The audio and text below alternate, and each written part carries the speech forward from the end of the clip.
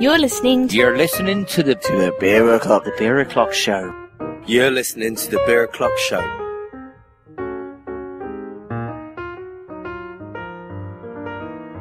It's Beer O'Clock, and this is the Beer O'Clock Show with the next instalment in our Irish beer season with a fine-looking beer indeed. My name is Mark, and joining me is my beer buddy Steve. Hello, Steve. Hi, Mark. How you doing? I'm doing all right, mate. How are you? I'm very well, thank you. Very good. Also joining us from 5 Minutes of Finney, but for a little bit longer than 5 minutes, it's Ireland's own Sarah Finney. Hello, Sarah. Hello, guys. It's good to have you. Hi, Sarah. Yeah, great to be here.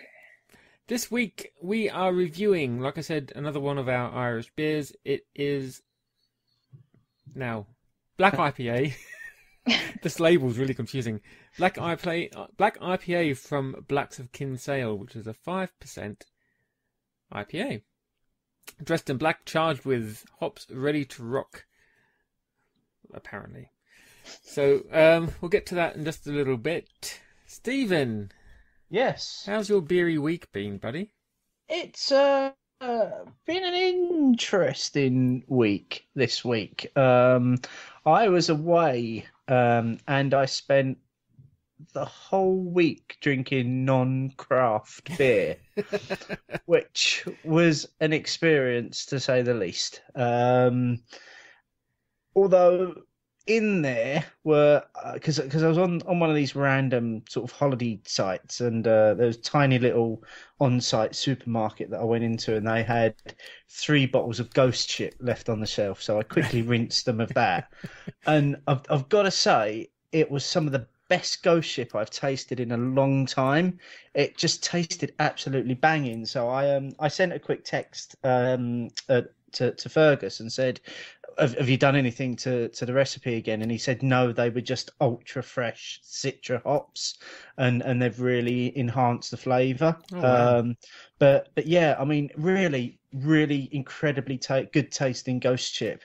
But that, apart from that, the rest of the week was just caught up with kind of supermarket staples, non-craft efforts that I really don't want to share, if I'm honest with you. Fair enough. Probably the highlight of the week drink-wise was getting back and doing the next beer in what I'm entitling my little Beer Geek series on Instagram. So this is going through some of the Michela Beer Geek beers that are available, and this week I did the vanilla shake, and oh my word, mate, you would have absolutely loved it. It was just like drinking a thick vanilla milkshake. It was just amazing stuff. A really incredible beer, one to keep your eye out for, but one to be very careful of, because as drinkable as it is, it's 13%.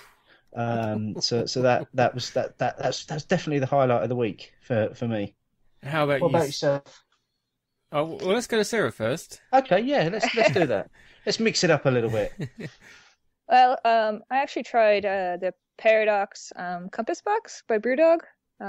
That's a new one from them that's done in whiskey barrel aged, in the Compass Box whiskey.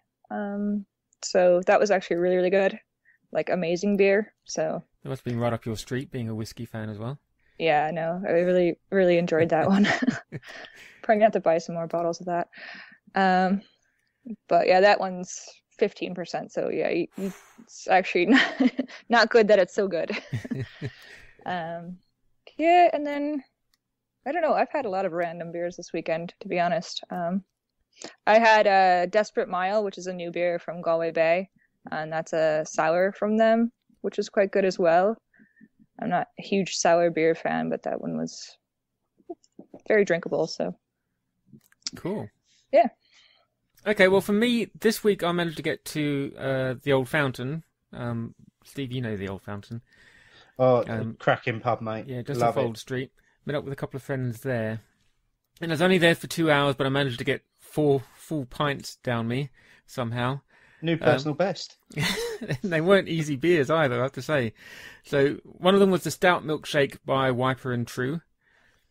Railway Porter from 5 Points, which was amazing. That was only 4.8%, but that was all right. The old go-to Citra from Oakham. And the one that I actually texted you about, Steve, and then also went on a little mini love fest on Twitter about, which was Moosefanged by Beavertown. Now, I saw this up on the board as being 6.8%. So I just ordered a half. Well, Pete, one of my friends there, it was his round, and I said, just get me half of that. But they misheard him at the bar, so they gave him a pint of it. And it turns out that it's not 6.8%, it's 8.6%. So by the time I was done with that, after everything else, and I was going on to somewhere else, to a work do after that, I was a bit fucked. Putting it politely. Because Pete and I both need to be getting going. That's why I only ordered a half, apart from the strength. And so I had to kind of scull this pint of 8.6%. But, oh, mate, gorgeous. What style of beer is it? It's an Imperial India Brown, isn't it? It's an Imperial Brown Ale. Yeah. Nice. But it's so smooth, and it's, oh. But I was still feeling the effects like 2 days later, I swear. It's a good beer. Yeah, it's gorgeous. Anyway, so if you see Moosefanged anywhere from Beavertown, I don't know if it's something they're doing regularly now or if it's just a one-off. But I think it's one that it's a collab brew I think they did with a Canadian brewery. I'm not quite sure. But it's got all the molassy, kind of brown sugars in there and all that kind of stuff. Gorgeous. So it sounds incredible. It's one that I've been looking for, and I keep missing it. So I think short of actually taking a visit up to the Beavertown Tap House on Saturday, I think that's the only way I'm going to get my mitts on it. Yeah, unless Old Fountain have got a little bit of a supply. And I think at 8.6%, most of their kind of punters won't really go for it. Because they still do have quite the real ale kind of audience that goes there. Yeah, okay. Although, half the beers they offer are crafty ones. It's a good little pub. Anyway, let's get on to the news this week, Stevie. Beep, beep, beep, beep, beep, beep, beep, beep, beep, beep, beep, beep. It's been a very slow news week this week, so I've only really got one story, and that is as we record tonight, or as you listen to this on Friday, there are either 10 or 6 sleeps until Unhuman Cannonball. That is all. That's all I've got to report. Yes, Magic Rock's yearly triple IPA Unhuman Cannonball is released on the 16th of April. 3 simultaneous releases, one in London, one in Manchester, and one in Edinburgh, I believe. Plus, there will be bottles available online on the Magic Rock store and also from Beerit and Owls by Mal as well. So do your best to get hold of a bottle of that, because I'm sure it's going to be stunning. Unhuman Cannonball 10 or 6 sleeps, or whenever you listen to it, work out how many sleeps there are and do your own countdown. Or if you're listening to this after the 16th of April, it's too late and you've probably already missed it. Yeah. So, but I'll be probably gushing about it on a show in a couple of weeks' time. Just simple as that. And I'll probably be complaining about how hoppy it is. You will be bitching about the amount of hops that are in it, I'm sure. Yes. A slight little lie there to line up that first item. There is a second news story. I had to work really hard to find a second news story this week, and I think this news story will show just how hard I had to work to find something that I felt was newsworthy. And I only think it's newsworthy because I think they've stolen our idea. So TV duo The Hairy Bikers are about to launch a new BBC series on the pubs that built Britain this summer. Yeah, I know, mate. Seriously, there goes our Dave +1 contract. Honestly, and that's it. Unless Sarah's got anything that's been going on in Ireland that's newsworthy this week. Well, Dungarvan just released a collab beer that was done with Nonya, which is like a seaweed saison. So that's kind of interesting, different. So, and there was just an Easter Fest down in Cork that Franciscan Well put on with a bunch of different breweries, Irish breweries down there. So that apparently went very, very well for them. I couldn't make it down, but that was supposed to be pretty good. And then Galway Bay is opening up another pub in Christchurch soon. So I think geez, I don't know how many pubs they have. Maybe their 6th or 7th pub now in the country. I don't know. Yeah, so Cool. Well, in that case, if that's that. all the news we have from here and Ireland, shall we get into this week's Irish beer? Yes, let's. Sure. I'm really thirsty tonight, so, Yes. and I'm looking forward to this. A nice black IPA. Yeah, Black IPA from Blacks of Kinsale. Let's get into it.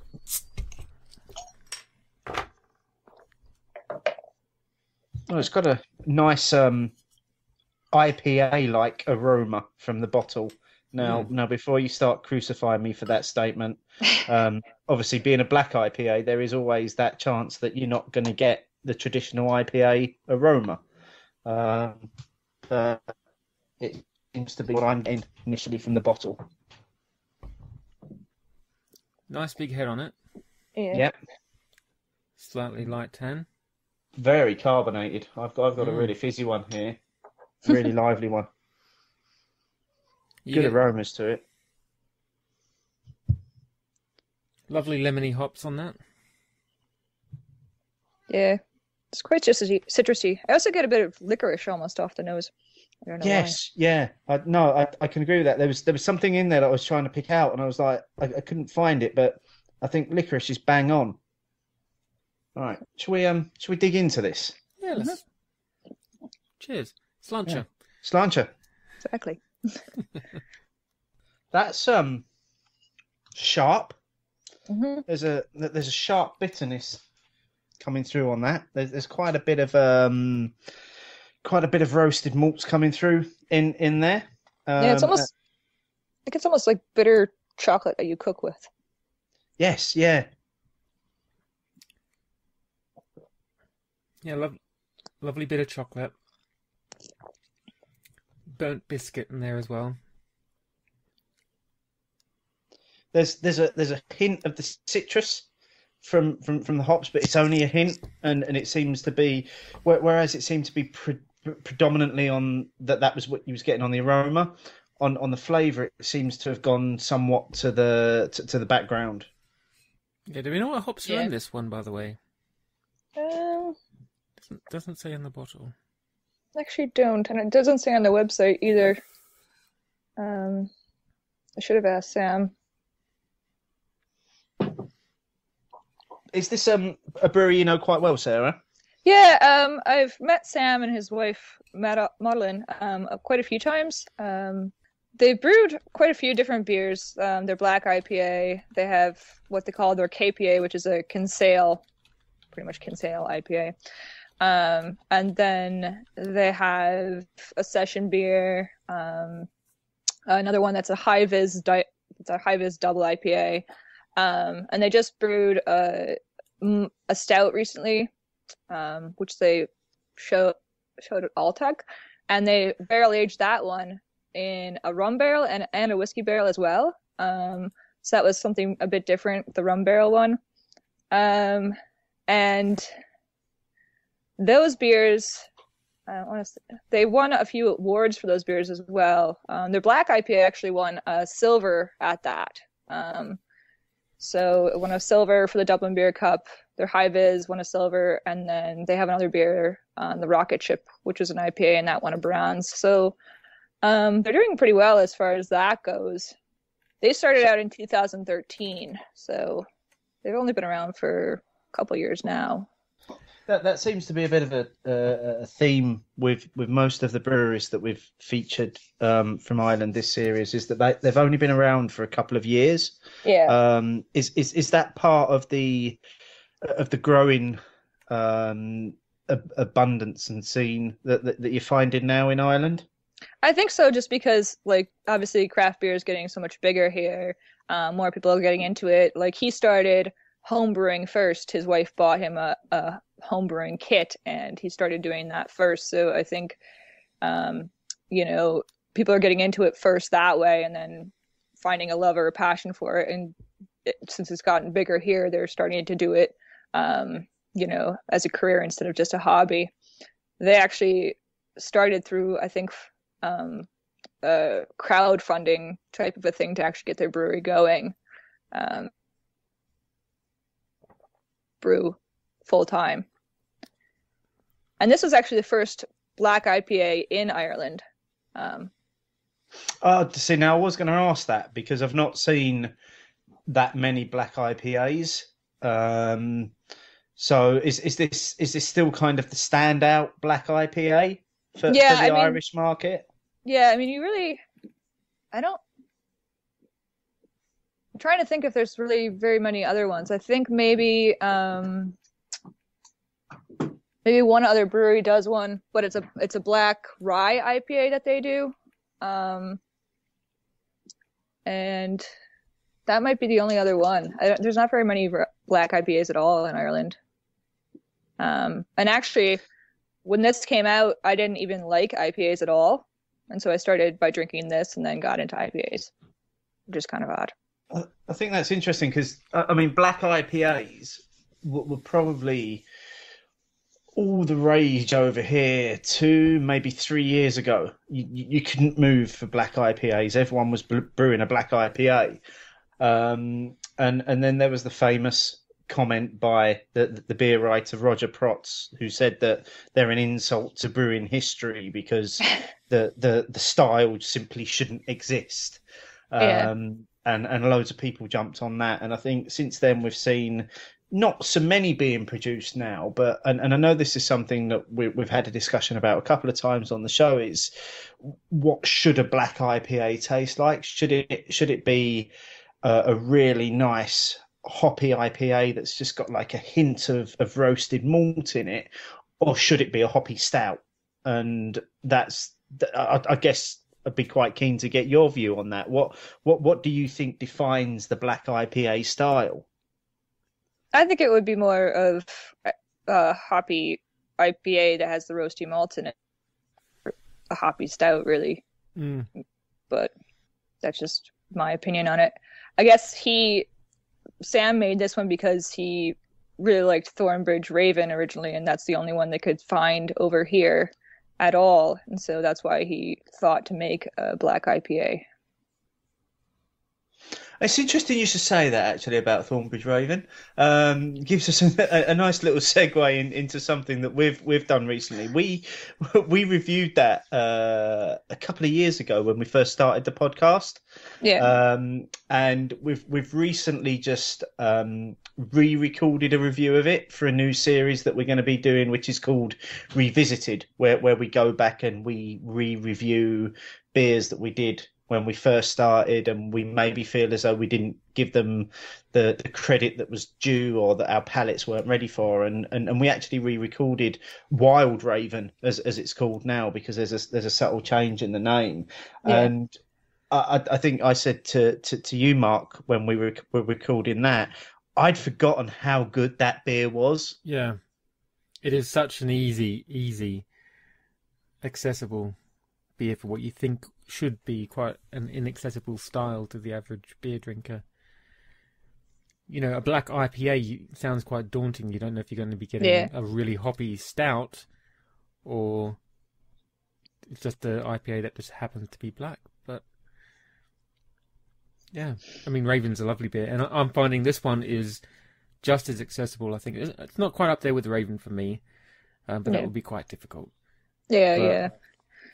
It finishes into, you know, a lovely warm coffee tones, nice bittering all the way through it, and nice spice from the hops, and it's a lovely beer, this one. It's quite nice. And I guess now they're selling it in like major supermarket chains here as well. I haven't fully seen it, but he said it's their second biggest selling product here now, which is quite interesting.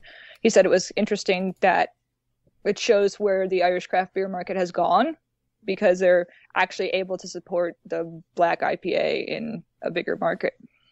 So is the Kinsale Pale, is that their most popular beer?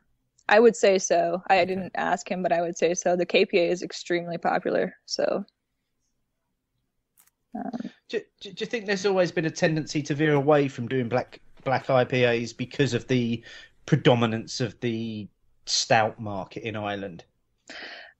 Probably. I mean, that's what most people would probably go for, just because of, like, I guess the connotations around it and how traditional it is to have a stout. And I think a lot of the brewers here, especially the newer ones when they're first starting out, the things that they would go for would be to brew maybe a red, because those are, you know, the core beers they think that they should have. And not a lot of them are innovative enough or have come up with enough until later on to go and say, hey, in my core range, I'll do something completely different.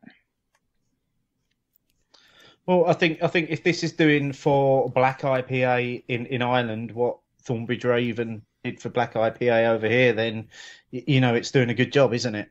Yeah, no, it definitely is. Now, have you had Black's Model T Stout? Yes, I have. And what's that like? It's very, very good. It's very rich, you know, nice chocolatey, full-bodied stout. And they do a rum edition as well. Yeah, they do rum and a whiskey barrel aged one as well, but those were only for that festival, so it's not like, yeah, it's sadly you can't get those in bottles. Oh, that's a real shame. I would have really liked to have tried the rum version of that. I mean, the Model T he bottled originally, and he said now that the Model T will come back out in bottle, and the Hivas will as well, because both of those aren't in bottle right now. And I think I remember when I was over, or I might have just made this up completely for a talking point. Did somebody mentioning that he's looking at cans as well? He is actually looking at cans. He's canned it before. I want to say he canned his KPA before, and he was working through it. And he has a can design and everything. I don't think he's put in a canning line yet. The only place so far that's put in a canning line was Metal Man. But he is looking into canning for sure. They did just get their distillery license, though, that brewery. So he has a distillery license and he's just gotten a still in. So he's actually planning on doing some small batch spirits. Oh, wow. Yeah. So that he can barrel age beers and barrel age some of his spirits later on probably as well. So that should be interesting, I think.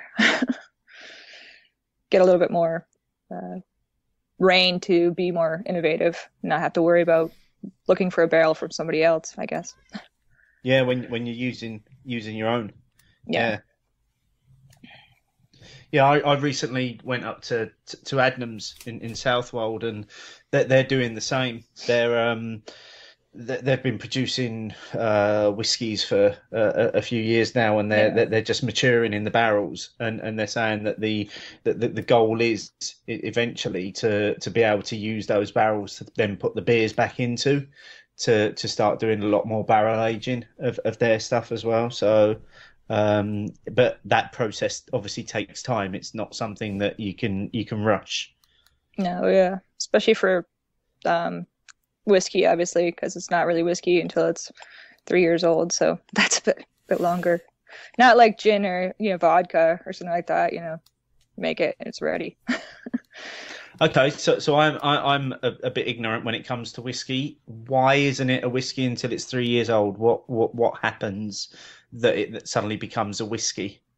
That's pretty much just standard law, but it just needs that long to barrel age before it actually is considered a whiskey. It takes on the color of whatever cask it's in, takes on the flavor of whatever wood it's in as well. It gains flavor and character throughout the years. So, I mean, normally you wouldn't even want a 3-year-old whiskey. It's okay, but it gains like character as it ages. So, 12-year-old whiskey is going to be much better than a 3-year-old whiskey.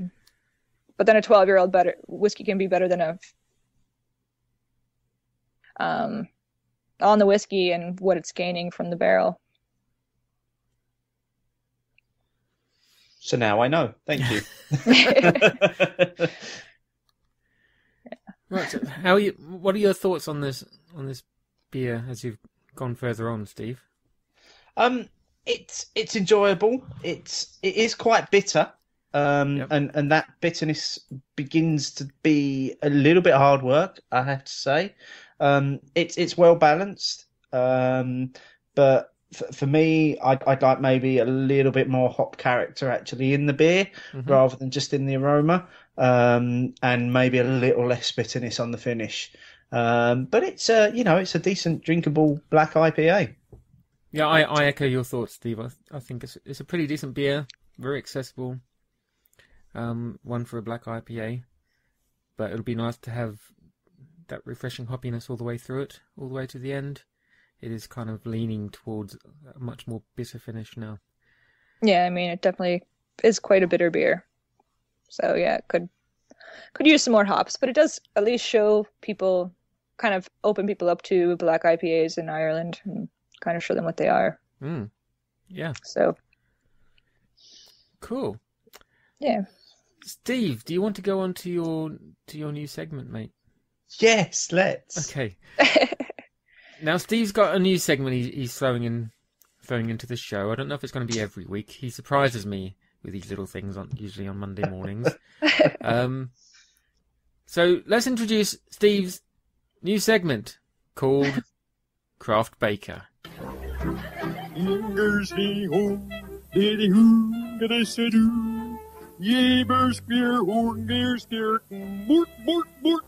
Okay, so this week I've been playing around with double chocolate porter brownies, and I think it's a recipe that Sarah will be very familiar with because it's from the Slancher book. Mm-hmm. So I took the recipe from the book for these double chocolate porter brownies, and I decided I was going to bake them with some Harvestoon old engine oil because I thought it would work very, very well. And they've come out fantastically. I've got a tray of the moistest brownies I've ever tasted, and I'm going to eat one now. You're not going to share? Not more. I was calling him all kinds of names when he was texting me about this today. That's just cruel. It's sticky. It's all around my teeth and everything. It's rich chocolate. That just works so well. How with the beer in it, and I actually managed to save myself a little bit of the beer to try with a brownie tonight as well. So I'm just going to enjoy a little suck of old engine oil, just with a mouthful of the brownie. Hang on. And if you want to have the recipe that Steve used for this, check out our Instagram because he took a photo of it out of the book with a bottle of old engine oil beside it. I took a photo of a little bit of it. Oh, okay, you're not all of it. I have contacted the two ladies that wrote the book and asked them if they'd be happy for us to share the recipe with our listeners. As we recalled, they've not come back either way, but it was obviously a bank holiday today. If we do get the recipe and we're allowed to share it, what we'll do is we'll take a picture of it and we'll put it in the show notes. We'll put a link to it in the show notes. But give these a go. They're so easy to make. Took me about 10 minutes to prepare all the ingredients, mix it all together, 20 minutes in the oven, another 20 minutes or so to cool, and then you've got the most amazing moist brownies that just get stuck here. Mark, I'll tell you what, mate, this would work so well with Ola Do as well. And that's what I'm going to do next time I do these brownies. I'm going to use one of my bottles of Ola Do. So, well, mate, I'm seeing you in about 10 sleeps, so why don't you do up a batch and bring them in for the Unhuman Cannonball launch? I might do, actually. Good man. Yeah. That was this week's Craft Baker. Very nice. Book. Very good.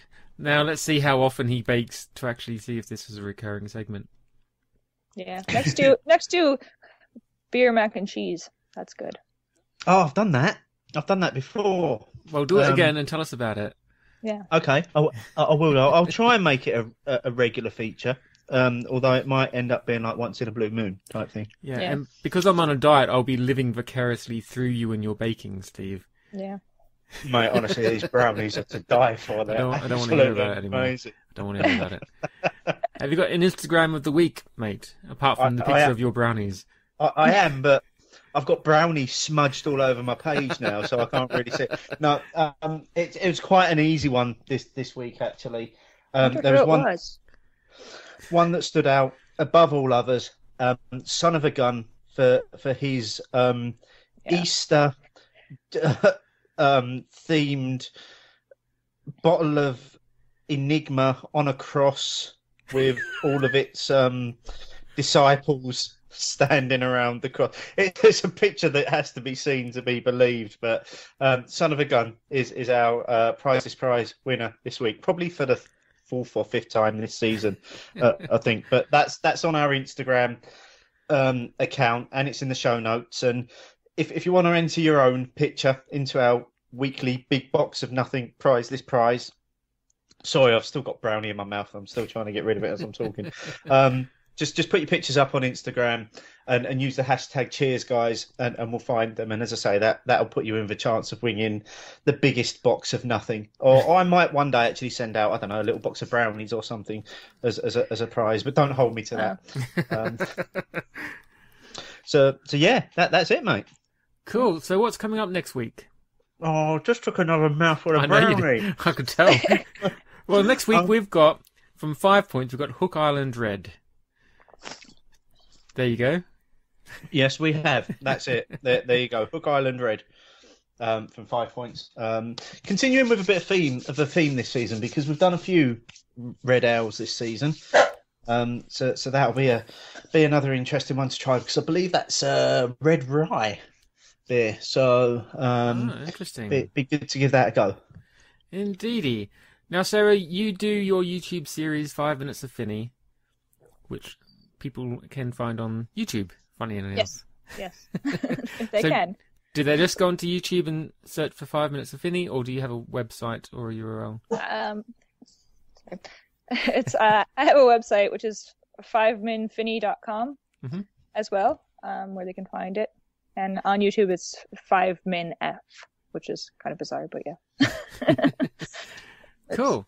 You can get this week's beer, the Black IPA from Blacks of Kinsale, as well as all of the Irish beers that we're doing this season, in a special little box from drinkstore.ie. Go to the website and click on the Season 6 beer list, and you will find the link there where you can get it. And considering how strong the pound is at the moment, get in, get it, fill your box up with a little bit more, and you'll get a shitload of beer for a decent amount of cash.